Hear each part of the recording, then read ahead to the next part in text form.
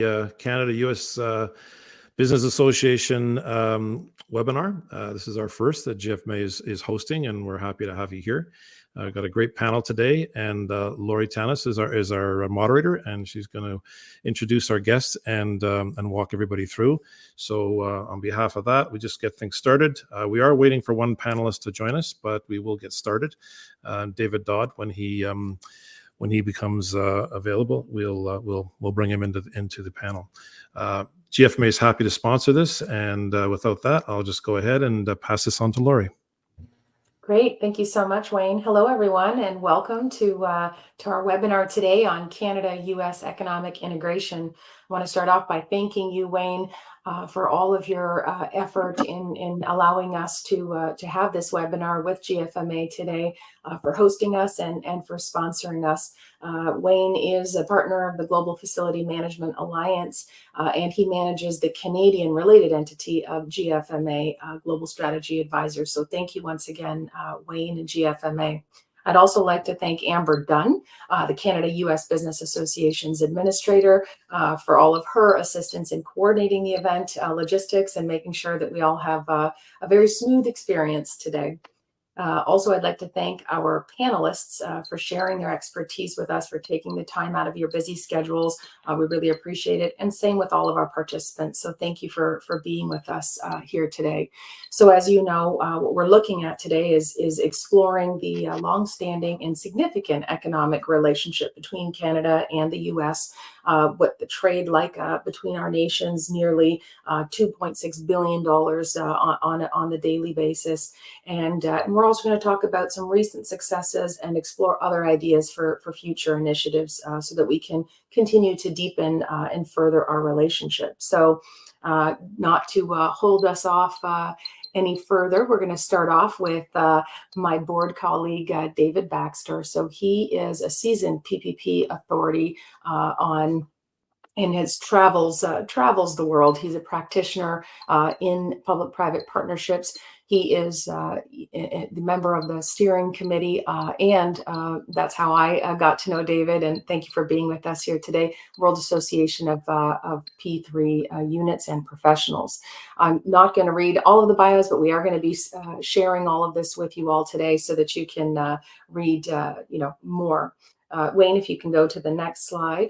Then we've got Laverne Deckert, Strategy Business Advisor with, I don't know if I'm going to say it right, Laverne, but if it's, I'm a chameleon, okay, great name. I'm sure you're going to tell us about that so that we can hear more about that. Laverne's an independent consultant who works with organizations creatively to respond to their challenges, leading research, educational programs, and community development initiatives as it relates to FM industries and corporate real estate. So thank you, Laverne, for being with us today. Next slide. So David, I believe, is still going to be joining us. He is the president and CEO of the International Sustainable Resilience Center. So we'll hope that he's going to be able to join us. He is a specialist center of excellence in New Orleans, and he's focused on disaster resilience and then the recovery of utilization of P3s. Next slide. I think that should, Michelle Pinkowski. Hopefully I said that right, Michelle. From Pinkowski Law and Policy Group, over 30 years of experience as an attorney, development professional, and quite an impressive background from streamlining tourism events in Sri Lanka to enhancing urban resilience in Bangladesh. So thank you as well, Michelle, for joining us today and being with us. And then we've got Fran Rabba, Chief Strategy Officer of Agile Handover and Automation Solutions. Also quite an expansive career, including leadership and development and early adoption of wireless standards. So thank you, Fran, as well for joining us today. So what I'd like to do is to start off our panel discussion today, and I'm going to pose a question, and then maybe in the order that I introduced you. And yes, David, I'm going to put you on the spot. And so it's going to be an easy question, I think. I have no doubt for you. But what I'd like to hear from everyone today is a discussion on and your thoughts on how can Canada and the US leverage public-private partnerships to address emerging challenges in cross-border trade and infrastructure, especially as we're looking toward green and sustainable initiatives. Okay, thank you. So, we live in a globalizing society, no matter what people want to think. We rely heavily on one another. And there's a heavy reliance. You talked about the enormous amount of trade that takes place each day between the United States and Canada in your introduction. And what is important about this is this doesn't take place without partnerships. And these can be international partnerships. These can be intergovernment to government partnerships. These can be, border communities that have partnerships. But it also is really important, and that's the partnerships between the public and the private sector, because the private sector is playing an important role as well. This trade and this interaction doesn't take place in the absence of infrastructure. And there are numerous examples. I mean, you just drive anywhere along the Canadian-US border, there's infrastructure connecting the two countries. And unfortunately, in many instances, this infrastructure hasn't kept up with demand. It hasn't kept up with the need, and these can become bottlenecks. And the reason that it often hasn't moved forward as rapidly, or hasn't been upgraded, or hasn't been updated, is mainly because there's often a funding gap or a financial gap, especially on the public sector side, because we don't typically expect the private sector, oh, we need a bridge, so you go and build the bridge for you, or whatever. It's expected that the public sector or government is going to do this at various levels. It could be national government, provincial or federal. It could also be at municipal level, county level, etc.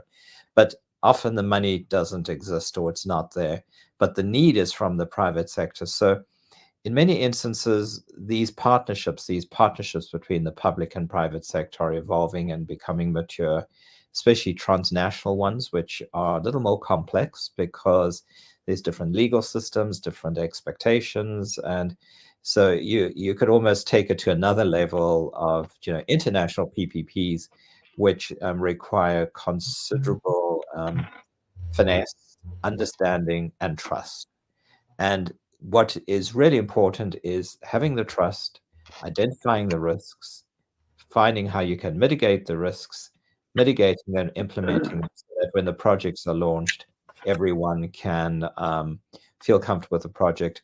And also to ensure that, with all parties on board, that it's going to be resilient, which is important. As we learned in the COVID pandemic, resilience was really tested.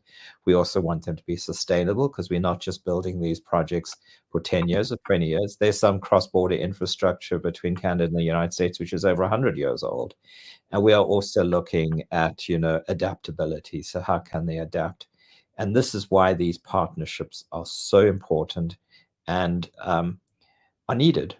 No matter what your political persuasion is, whatever your geographic preference is, or whatever, if we want trade, we need to have the facilities, we need the infrastructure, we need the partnerships, we need the collaboration.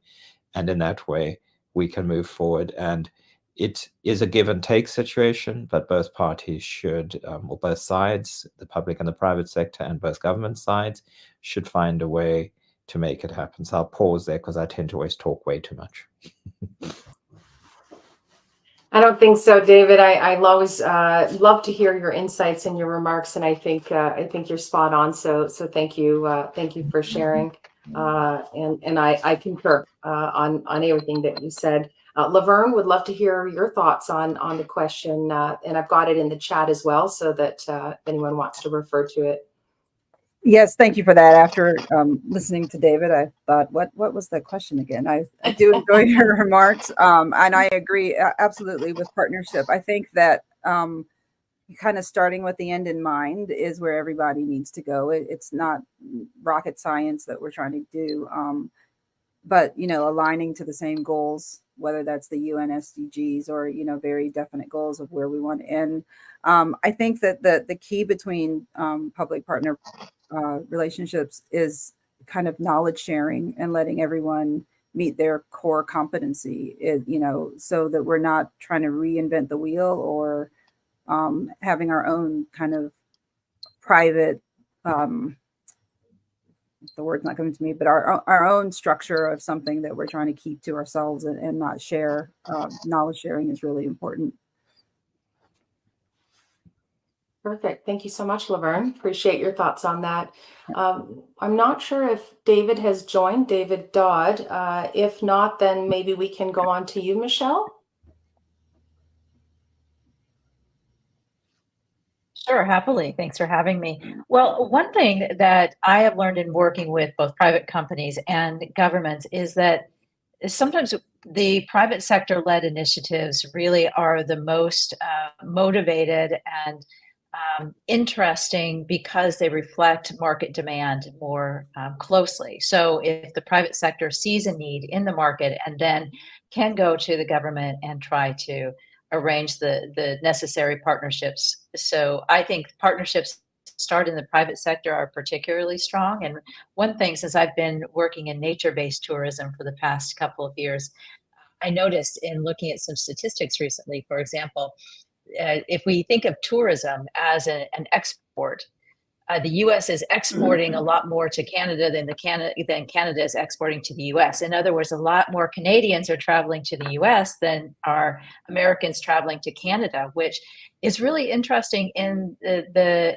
tourism era after COVID, when we know that travelers really want nature-based, off the beaten path, unique experiences. I think Canada has the potential and does. Obviously, there's a vibrant tourism industry in Canada already, but are there opportunities for these kind of private-led initiatives to build bonds? For example, I'm from Colorado. We obviously have lots of nature-based tourism, but we also have a lot of over-tourism in areas, and people in Colorado we're always looking for the next most interesting thing. So I don't think that when you're sitting in Colorado, for example, you think about, oh, I should go to Canada because we have so many resources. But if that thought were built into some kind of a partnership between a U.S.-led, a U.S.-based organization and a Canadian-based organization that then could ultimately be supported by both governments, to get tourists to experience the similarities and differences of both places, for example.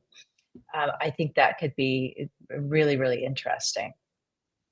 Michelle, I think you've just nominated yourself to work with CUSBA and WAP and GFMA on a future initiative. I often say that, for myself, I live half the time in Detroit and half the time in Windsor. So I have the best of both worlds. I have the ability to appreciate the best that both countries have to offer. But I agree with you. I think oftentimes, depending on where we're at in the world, we don't often think of Canada, let's say, as a destination, yet we're so close. And so I think that would be a fabulous idea. So thank you for sharing that. And then is Fran, I don't see that Fran is on. He was on, so I'm not sure if he's, there you are. Hi, Fran. So I'm not sure if you were able to see the question that we posed to everyone. And the first question was simply, how can Canada and the US leverage public-private partnerships to address emerging challenges in cross-border trade and infrastructure, especially as it relates to green and sustainable initiatives?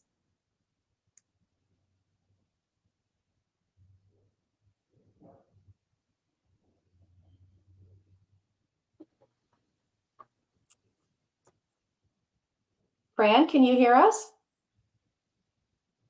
No.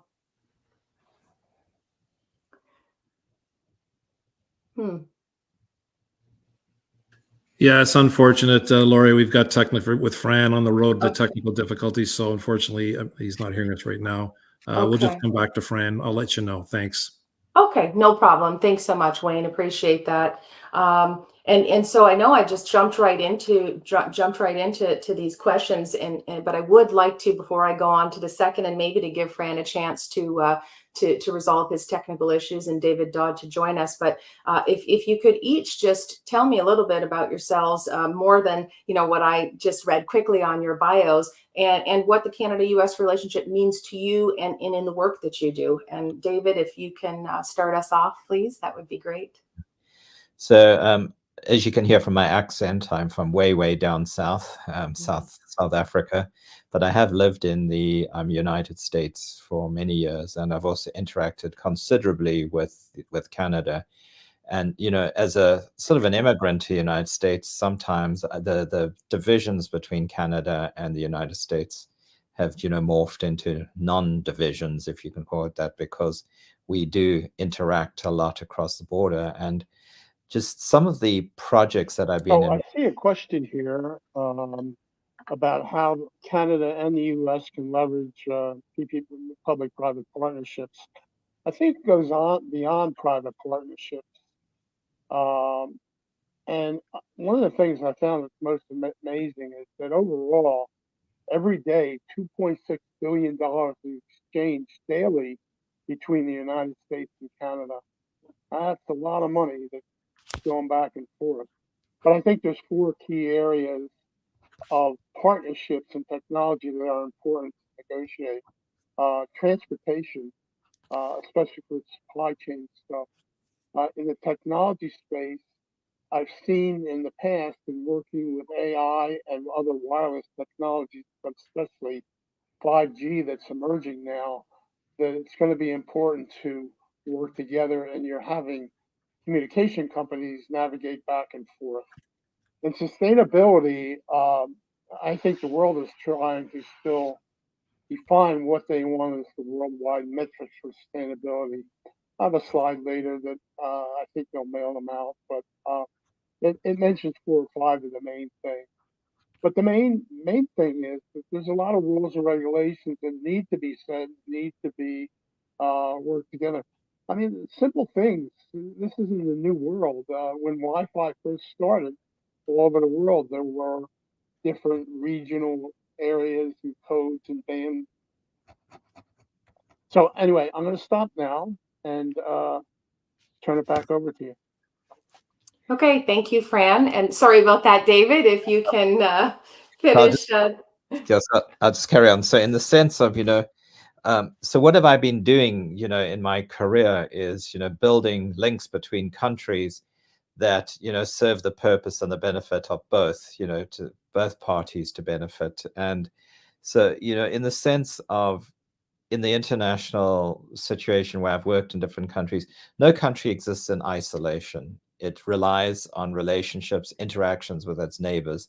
This could be for food, it could be for water, it could be, I mean, the lists are, possibilities are endless. And this exists, between Canada and the United States as well. But if you just think in the sense of the infrastructure specifically that I focused on, and Michelle and I have recently worked together in Sri Lanka, so hence where we know one another, that even that country, even though it's an island, it relies on its neighbors and its partners to be able to survive economically, basically. But it doesn't exist, again, without, things like airports, ports, railways, roads, etc. These linear connections, or, avion sort of air links, etc., and maritime links that exist. And so I have, in my career, it's all about linkages, ties, globalization. How do we get parties to work better together? And with a caveat to the benefit of both, because you don't want to have a junior partner that feels that it is subject to the whims and will of the senior partner. It just doesn't work that way. It's not a trust building situation. And, it's a historical quirk in a way that, geographically, North America is one continent. But politically, it's divided artificially in many ways. But the rivers don't stop at the border. The roads don't stop at the border. These things all go across. On the Great Lakes, there's a Canadian side and there's a US side. Trade goes across, people move across.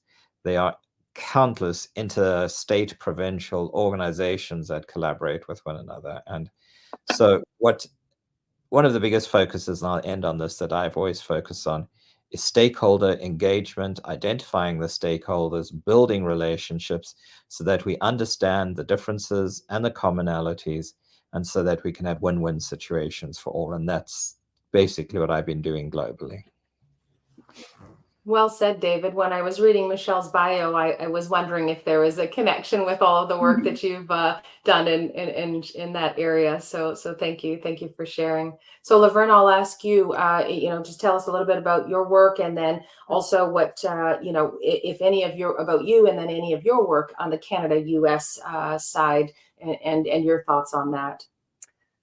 Yeah, thank you.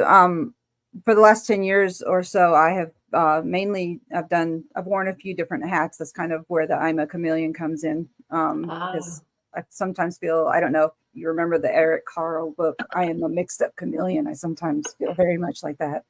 But for the last 10 years or so, I've worked as the U.S. administrator to the TAG, or the Technical Advisory Group for ISO TC267, which is a technical committee that's developing ISO facility management standards.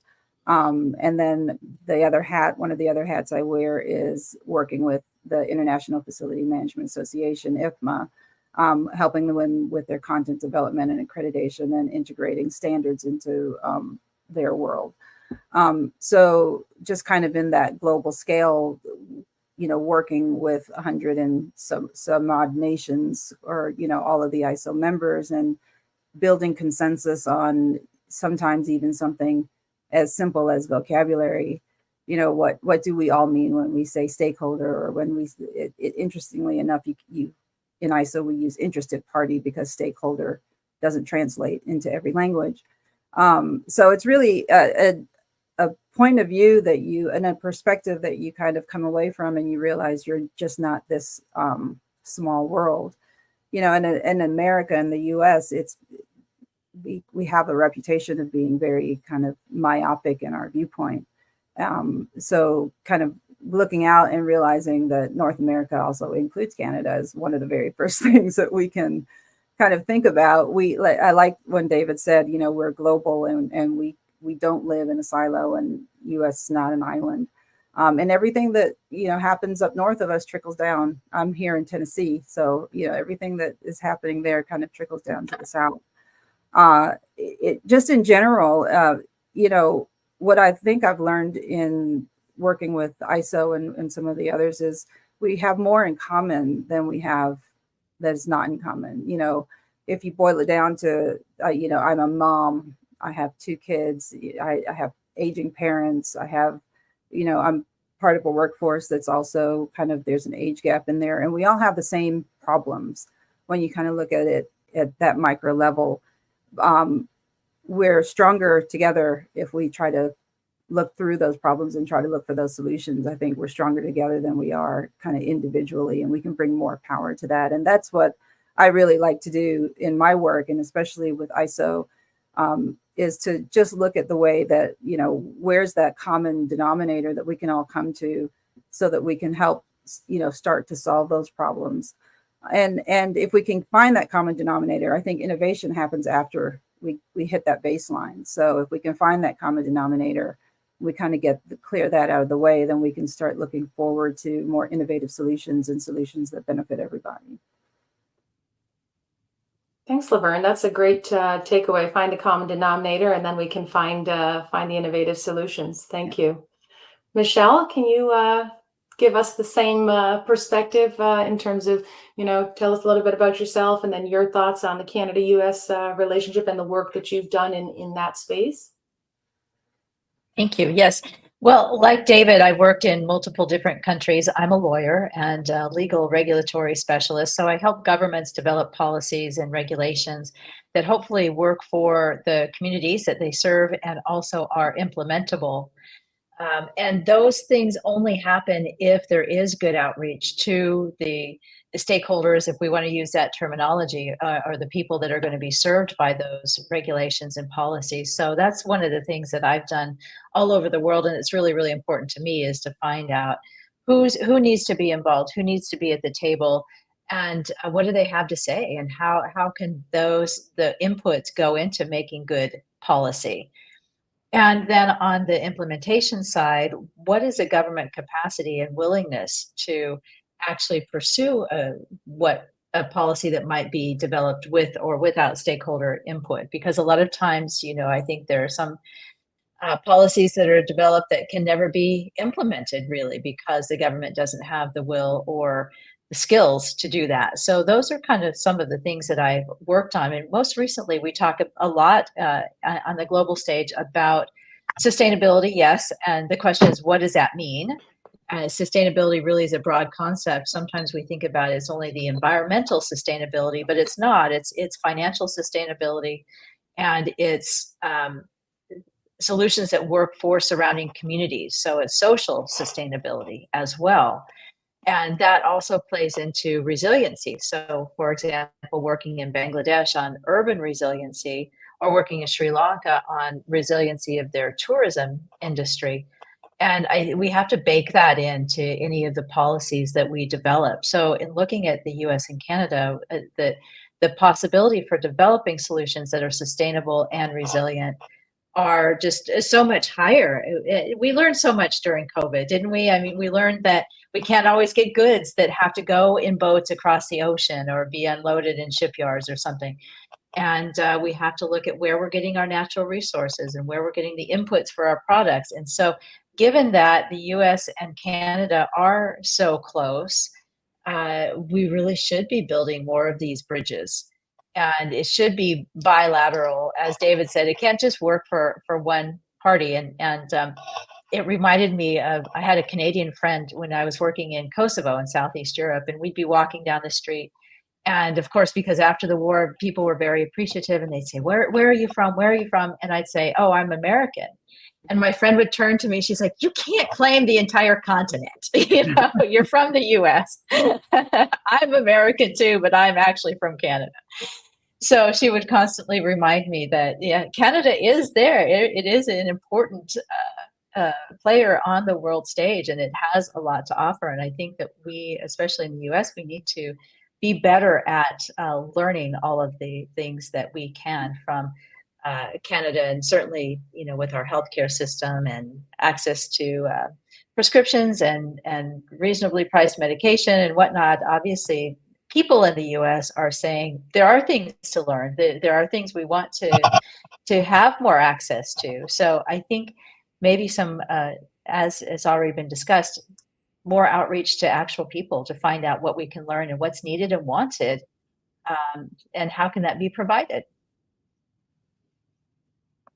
Well, Michelle, thank you. And on behalf of all Canadians, please tell your friend I said thank you, because I agree with her that we are here too. And I think it's easy to forget, you know, and it's, you know, for me, because I feel like I'm American and I'm Canadian, and I spend literally, you know, David Baxter in our group always, you know, we always tease about this. Which side of the country are you on? You know, which side of the border are you on today? Because I do share my time. So I do feel maybe I'm like a chameleon too, Laverne. So maybe I can just blend in easily on either side. But thank you for sharing. And I agree with your comments and your points on social sustainability as well. And I think that's really important.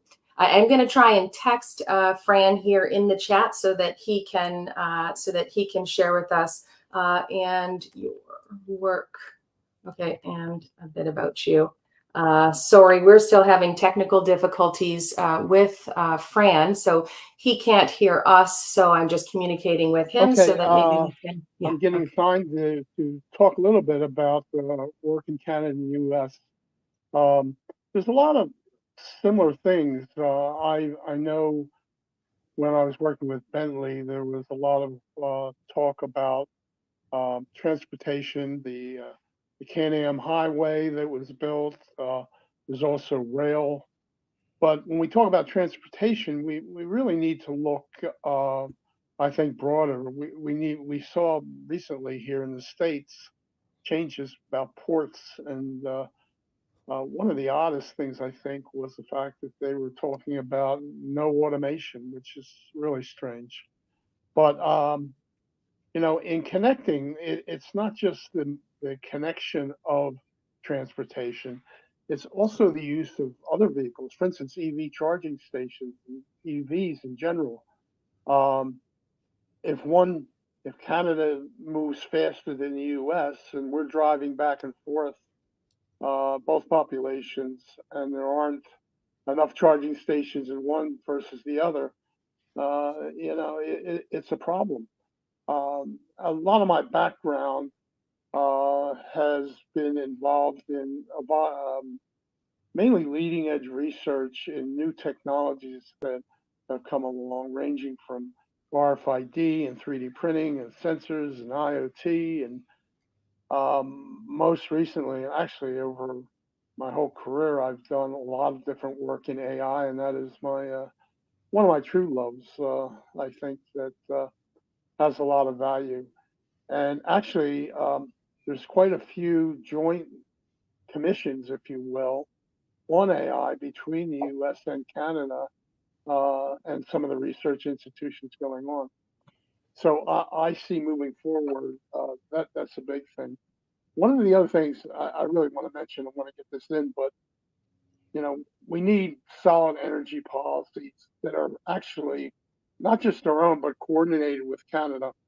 And one of the main reasons is AI. I don't think people realize that the amount of energy required to train a new AI model, that amount of energy is equivalent to run about 100 average homes in a year. So Microsoft has recently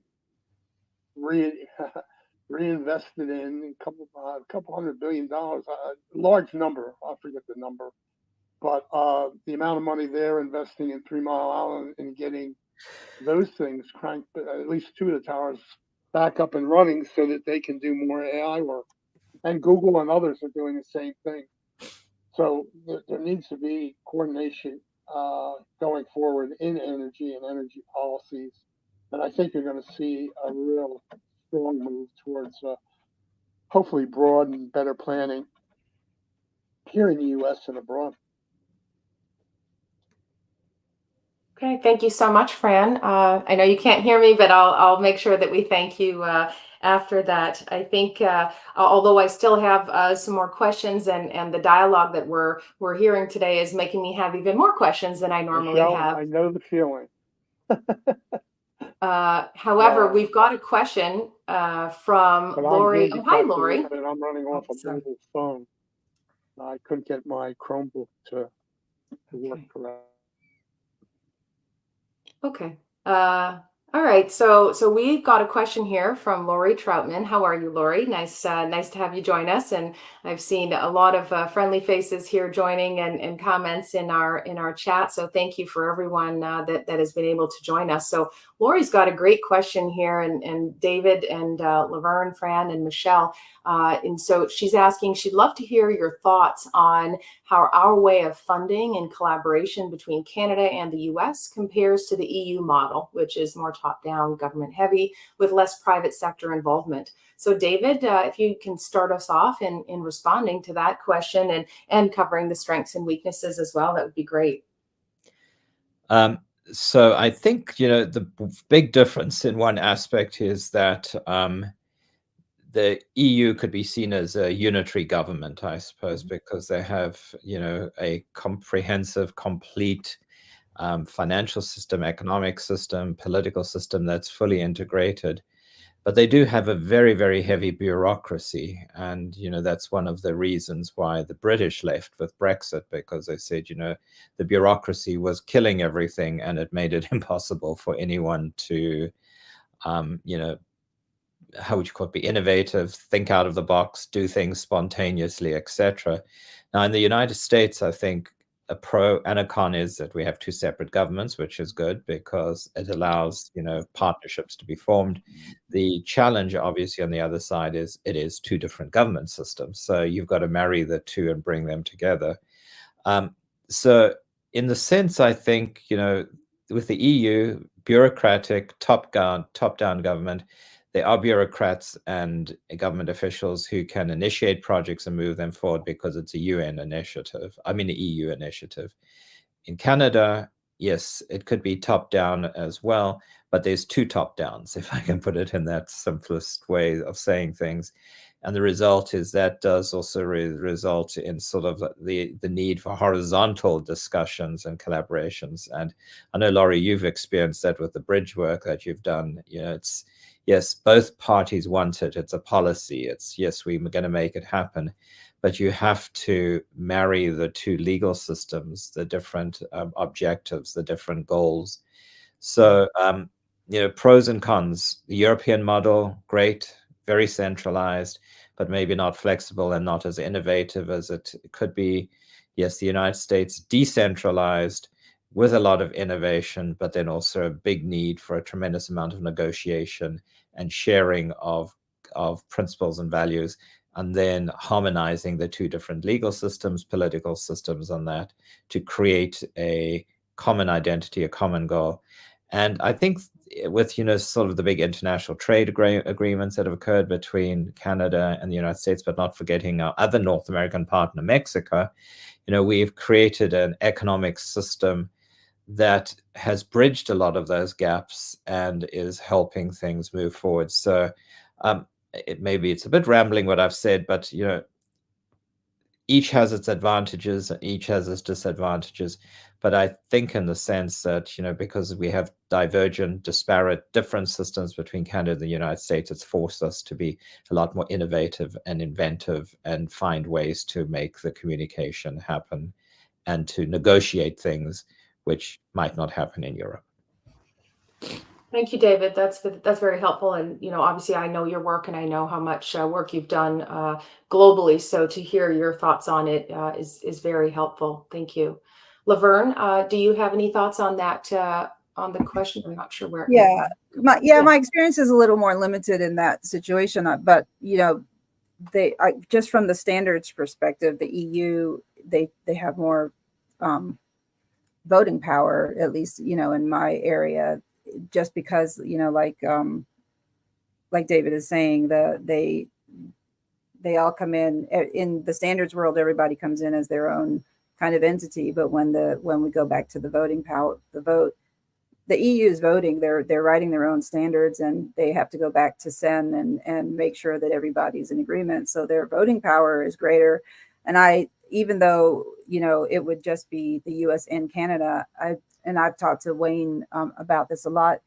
It would be great to see, even on our end, the same happen, where at least in North America, we could kind of build that same kind of consensus, so that when we go to the table, we're at least talking about the same thing in terms of the concerns of North America. And that's where I see kind of the discrepancy there in terms of the differences between what the EU is doing and the US and Canada and North America. I do see too, in terms of funding the private area, the US and Canada, that they depend so much more on, private funding.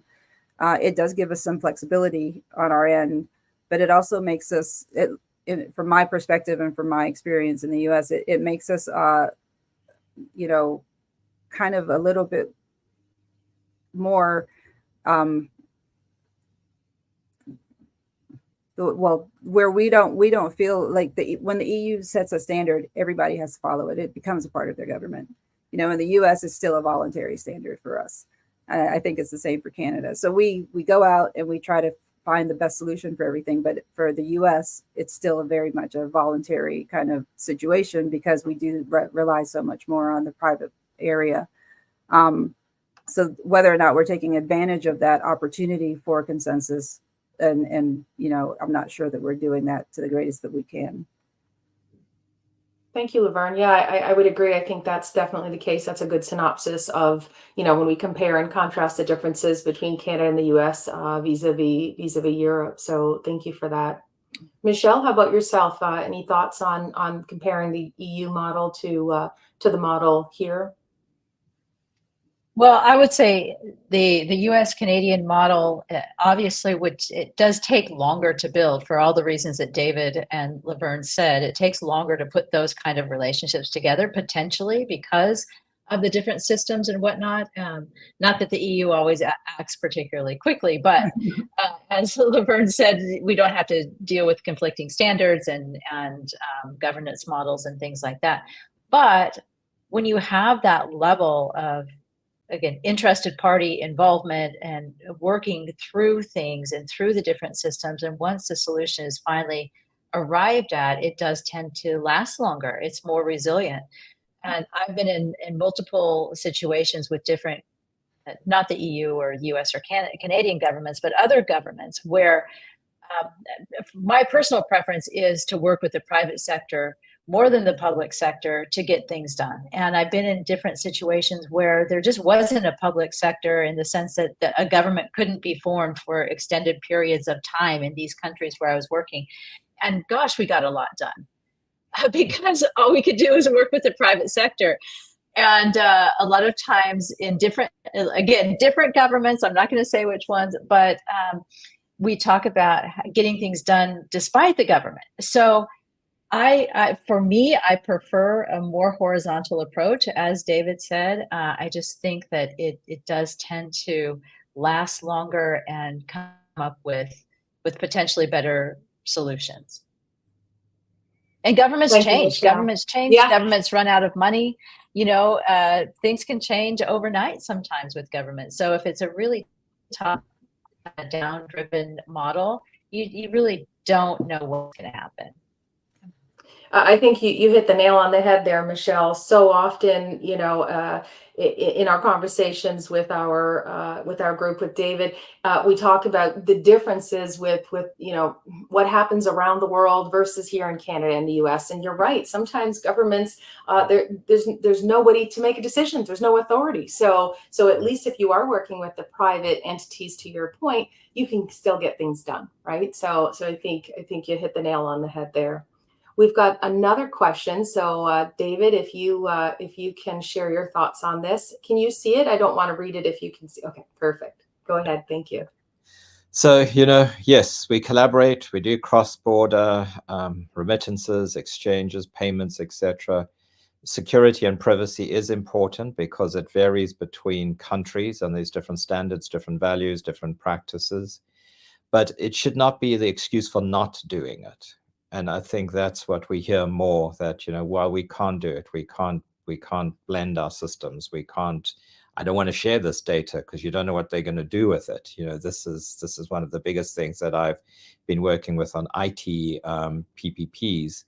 And so, in the sense of, as we develop these international standards and transnational, as I would say, between Canada and the United States and even Mexico, we can find a way to actually develop systems and practices, the methods, the standards, the protocols that are beneficial to all parties and become seamless. And I don't think it's a choice, it's a must, because if we don't do it, we're still going to be, absolutely fragmented and separate. And just an example of two countries that are neighbors, and this is an area where Michelle and I've worked, is Pakistan and India. They share an enormously long border between the two countries, but because of history, culture, and choices, their systems and everything are just totally separate. If you want to fly from Pakistan to India, you've got to go to a third-party country. If you want to use any communication between those, it's got to go through special channels and all that. And we don't want that situation. And so I just think international standards are good, finding those standards which are applicable to both countries, understanding, there are different methodologies, but the methodologies are far less different than we think. The standards are also far less different than we think. And then there's international protocols or best practices for protecting the data. And, if the country can do this between, the United States intelligence and the military can share information between two countries, surely governments at a lesser level can do it, and surely the private sector can do it.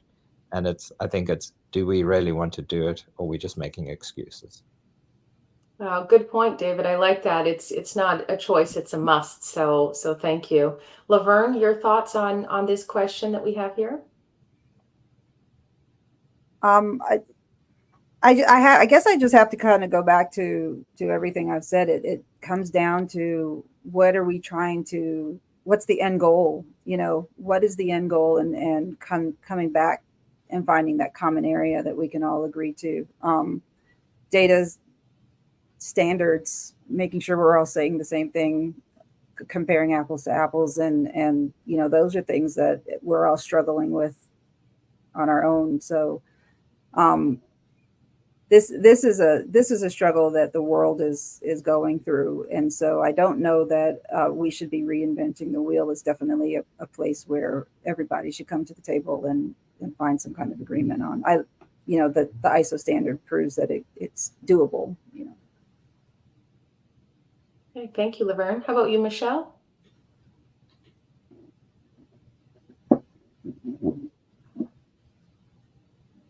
I think you're still on mute. Sorry. I think she's frozen. Yeah, she's frozen. Sorry, Frozen. Michelle, you're frozen. Sorry. Okay. We have David that's joined us. Yes. Hi, David. Welcome. Hi, So we've everyone. got- Deepest apologies. I've had severe problems all morning with my internet connection. And David sent me a message and said, "Hey, I'm trying to get on." I said, "I don't even have the invitation." Oh, no. So it's great to be here. And again, apologies for being so late. That's okay, David. Do you mind just telling our participants a little bit about yourself and about any work that you've done or are doing on the Canada-US trade relations or P3 side of things? We'd love to hear from you. Sure. I founded a nonprofit in 2017 that is dedicated to increasing resilience, disaster resilience. Now we call it climate adaptation capacity worldwide. I've been affiliated with the United Nations Economic Commission for Europe, and that's how I know David Baxter for over 10 years, which, by the way, many people don't know. Canada and the US are members of the Economic Commission for Europe, not America. So it's really interesting that is the case, which is another case for cross-border relationships. The relationship I have with Canada is actually borne out through my key staff people on my nonprofit, two of which are Canadian, and we have looked at this from a not even a border as far as we're concerned. Resilience knows no boundaries. It knows no political boundaries. Disasters don't know whether they're happening in Canada and don't care, or the United States. So our approach is really to look at this as one issue that seriously needs to be solved. The thing I always throw out is of all climate investment worldwide, 5% goes toward adaptation. 95% goes toward carbon mitigation, which I'm all for, but we have to increase the amount of investment in resilience. And in that quest, I have a data scientist, a climate modeler from Canada, from Alberta, who has developed this methodology that we use to show that there can be a return through reduced damages on investment in resilience. And we're hoping that will spur public-private partnerships and bring the private sector into the climate adaptation field in a big way, because we've relied on the public sector for way too long. And we're all in every country in the world is at some level of a debt crisis, and we can't keep doing this. Losses over the last 3 years have averaged about $1 trillion a year. We can't do that. That's the amount of global economic output. So we're dedicated to trying to solve this really severe problem, and it's definitely a cross-border initiative. My other key staff person, team member, we call them team members, is from Nova Scotia, and she is a foremost infrastructure sustainability expert. So we're looking at the sustainability impacts of resilience as well, because you're not having to rebuild something, every year or every time there's a disaster. If it's more resilient, then you're going to use less carbon maintaining it. And David actually coined the term future-proofing infrastructure. David Baxter did. So that's our motto. You know, let's make it future-proof. Let's not continue to have to rebuild over and over again. So that's my, again, it's very much, this organization is a by-country organization. And to me, Canada and the U.S. are not only neighbors, we're best friends. So how much better can you get than that? Well, David, I'm so glad that you were able to join us. Sorry that your day has been the way it is, but you gave me goosebumps when you said that disasters know no borders. Wow, very, very poignant and sad, but true. And thank you for all the work that you and your organization is doing. And wow, I'm impressed. You have Canada covered coast to coast, Alberta and Nova Scotia. Yep. So that's impressive as it relates to your team members. So we've gone through some questions already, David. I don't want to, to reverse and go back. This was the one that had just come up. I'm not sure if you have any thoughts on this question as it relates to banking. We heard from David and Laverne. We were going to hear from Michelle, but I think she's also having some technical issues. So if you have some thoughts on this, we've got 7 minutes left. So would love to hear your thoughts on it as well. I began my career as a banker, so I'm very, very there you go. of the need for data protection.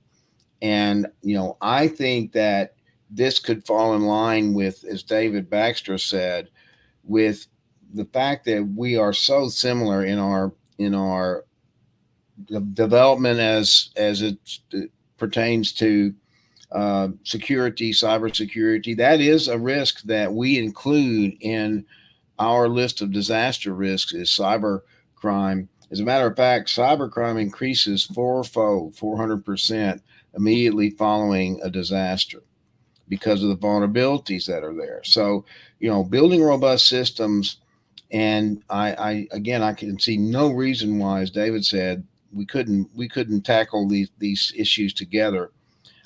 Is really, really absolutely essential and critical for any time, peacetime or in a disaster situation, but especially in a disaster situation. So I'm really very much aware for that.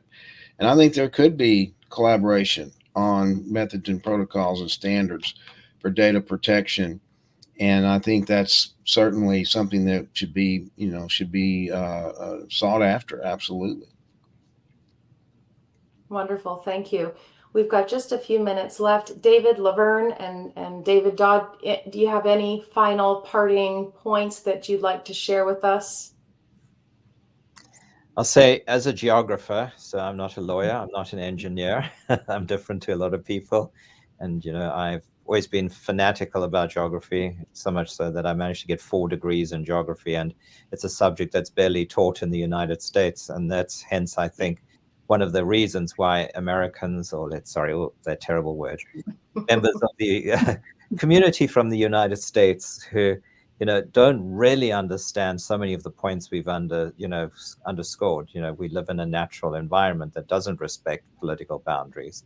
We live with cross-cultural groups. I mean, if you just think of the first people or Native Americans, however you refer to them in your country, how many of them live across the Canadian and US border? They didn't acknowledge those boundaries that were imposed on them, and they still interact and move across almost seamlessly because they just don't see the need, to be separated.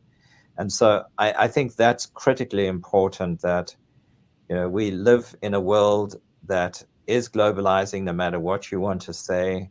It does rely on partners and critical partners.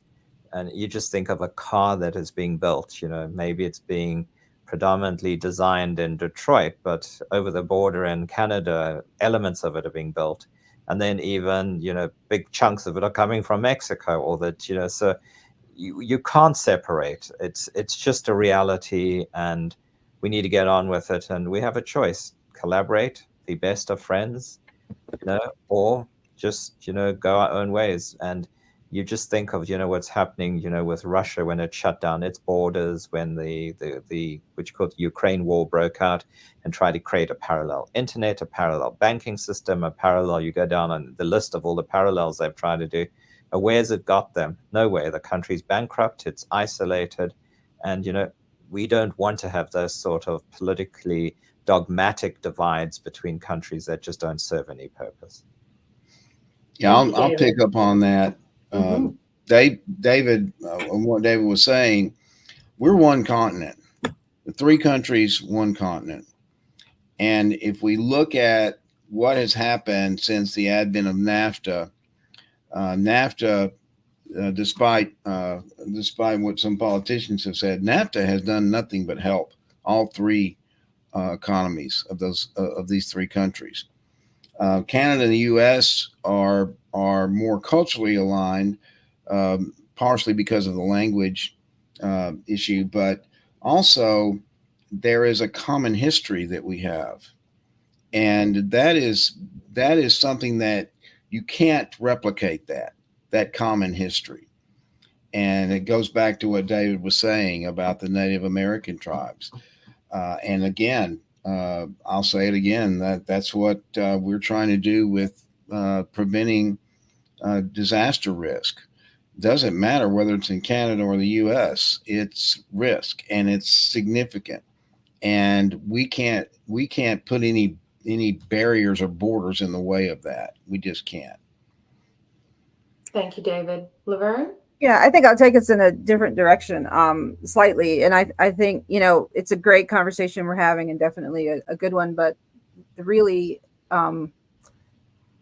the people who are going to pick up this problem are going to be my kids, and the kids behind me. And I think that if we can start investing in a partnership or an awareness, greater awareness between our school systems or, our youth, and fostering that partnership between them, back in my day, it used to be pen pals, where we used to still take paper and ink to the piece of paper. But, email has made that so much easier. Cell phones have made it so much easier to connect with people, Facebook, whatever you do, and I think that we need to go beyond the ones of us who are starting to gray and start to bring in our kids into these conversation, and it will become a way of life for them to partner with others, rather than thinking of ourselves as from the US or from Canada. It'll become a way of life that, my best friend, my daughter right now, she's in tennis and she has a